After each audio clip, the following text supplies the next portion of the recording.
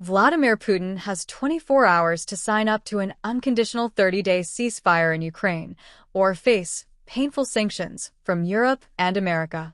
Sir Keir Starmer joined leaders from France, Germany, and Poland in issuing the tough ultimatum to Russia as they visited war-torn Kyiv to mark the end of V-Day week. Crucially, Donald Trump backed the plan, piling massive pressure on Putin to sign up to the peace deal or face America's wrath. The Sun on Sunday joined Sir Keir in Kyiv as he stood shoulder to shoulder with Volodymyr Zelensky to challenge Mad Vlad to lay down his weapons and come to the negotiating table. Speaking at a press conference in the grounds of the Ukrainian presidential palace, Sir Keir said it is time to win the battle for peace. The PM said, "All of us together with the US are calling Putin out. If he is serious about peace, he has a chance to show that now by extending the V-Day peace to a full 30-day ceasefire.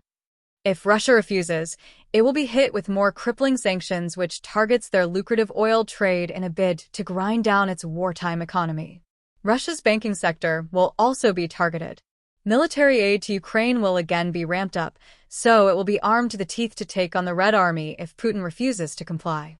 Sir Keir said there is unity and strength as around 30 countries across Europe and including Canada, America, and Japan are signed up to the plan, but Russian figures immediately hit back at the peace plan.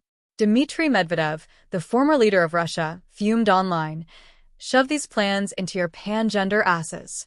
Sir Keir joined President Zelensky, French President Emmanuel Macron, German Chancellor Friedrich Merz, and Polish PM Donald Tusk to draw up the plan in the Ukrainian presidential palace in the heart of Kyiv.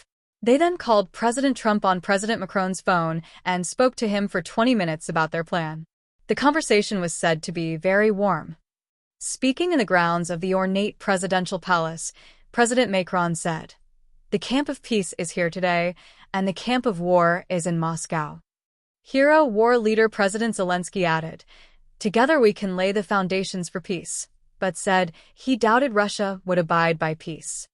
Earlier, the leaders had visited Kyiv's famous Maidan Square to lay a candle at the foot of flowers laid to remember those killed in Russia's brutal war.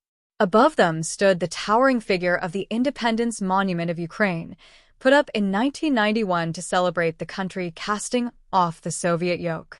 They then stopped for a minute's silence as a military guard of honor stood by them.